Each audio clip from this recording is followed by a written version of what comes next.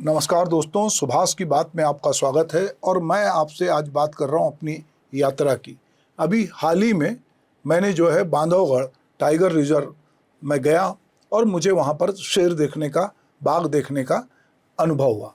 ऐसा नहीं कि मैंने पहली बार बाघ देखा या शेर देखा, टाइगर देखा।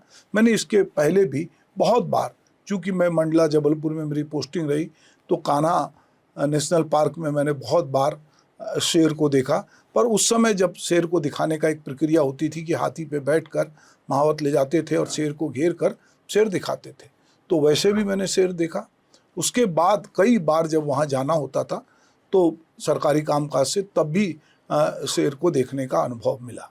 इसके बाद नागपुर के नज़दीक जो चांदा एक जगह है, वहाँ पर जो अभ्यारण्य है, वहाँ पर भी शेर को देखने का एक नया अनुभव हुआ।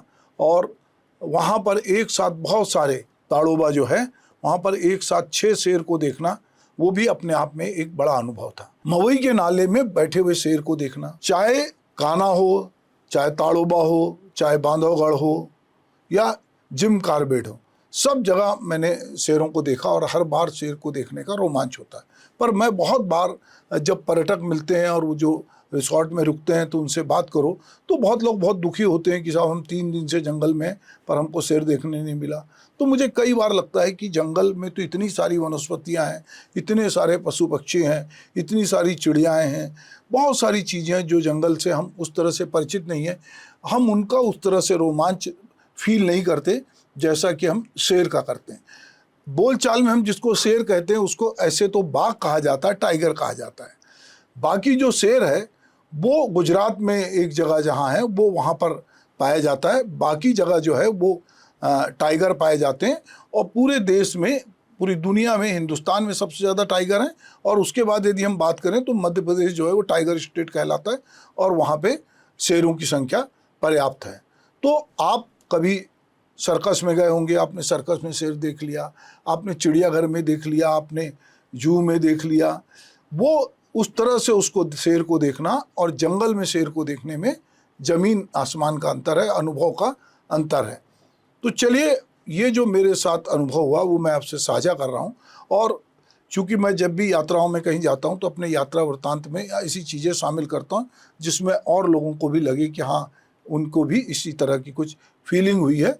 तो मेरे पास जो वन्य जीवन के लिए काम करते हैं संदीप पौराणिक, वो आए और उन्होंने कहा कि मैंने आपका एक यात्रा वृत्तांत पढ़ा, आपने जो है बैगा चक को लेकर लिखा, तो आपको शेर देखने मिला हो तो आप शेर को लेकर भी कुछ लिखें या बोलें।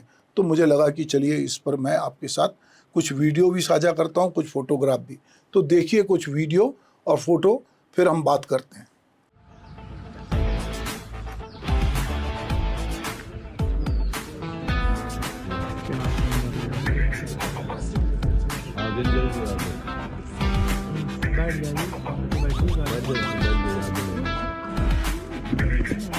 अरे देख रहे हैं, छूट रहा है।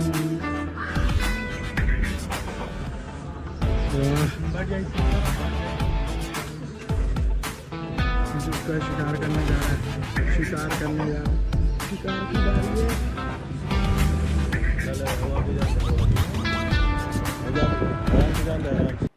तो बाघ को जंगल का राजा कहा जाता है।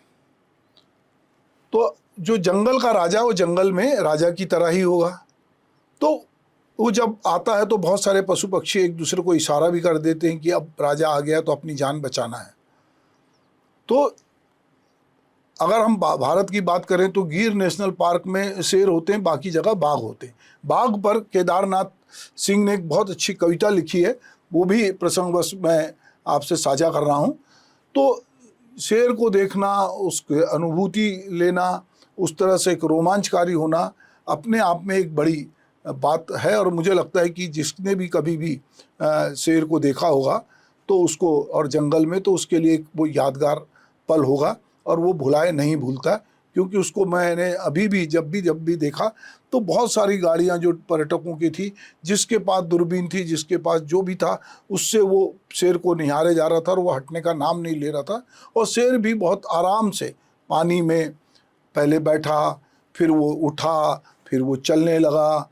तो उसके बहुत सारे मूवमेंट जो हैं हमने देखे और हमको लगा कि वो बहुत इत्मीनान से हमको धैर्य से कह रहा था कि जितना जी चाहे आप मुझे देख लो, उसके बाद मैं चला जाऊंगा।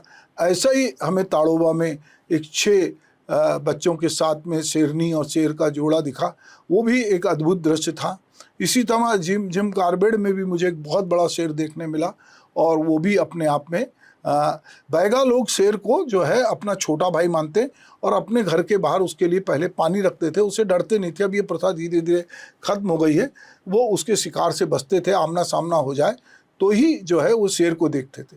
कोई भी जंगली जानवर हो अपनी तरफ से किसी पे शिकार नहीं करता है और उसको उतना ही भोजन चाहिए जितना उसको पेट भरने के लिए, वो अपने पेट से ज़्यादा नहीं लेता। मनुष्य की तरह नहीं है कि वो माफिया नहीं है कि वो बहुत सारा इकट्ठा नहीं करना चाहता अपने भविष्य के लिए, अपनी ज़रूरत के लिए ही वो चीज़ें लेता है।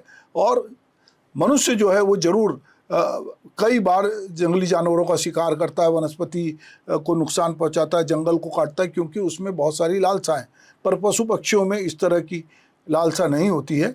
तो ये कई जो है हमारे मिथक कथाओं में, देवी देवताओं में शेर जो है वो हमारे ईश्वर की सवारी भी है और शेर को पूजा भी जाता है। जैसा मैंने कहा कि केदारनाथ सिंह ने अपनी प्रसिद्ध कविता बाघ में इसी एहसास को बहुत गहराई से पकड़ा है। उनके यहाँ बाघ सिर्फ जंगल में मौजूद एक जीव नहीं है, बल्कि हमारे भीतर कहीं मौजूद है, हमारी स्मृतियों में, हमारे डर में और हमारी कल्पनाओं में। वो लिखते हैं वह था और कहीं भी नहीं था, फिर भी था।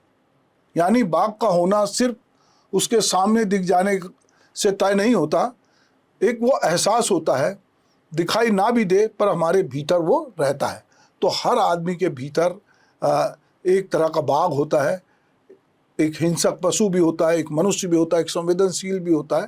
पर बाघ को देखने का रोमांच अगर आपको सही में महसूस करना है तो आपको जंगल रिजर्व में जाना पड़ेगा, टाइगर रिजर्व में जाना पड़ेगा। और आप खुशकिस्मत होंगे कि आपको वहाँ पर कहीं से निकल कर आते जाते बाघ या शेर जिसको हम कहते हैं वो दिखाई दे, तो ये आपके लिए एक अविस्मरणीय क्षण होगा, आपकी यादों में वो जुड़ा होगा।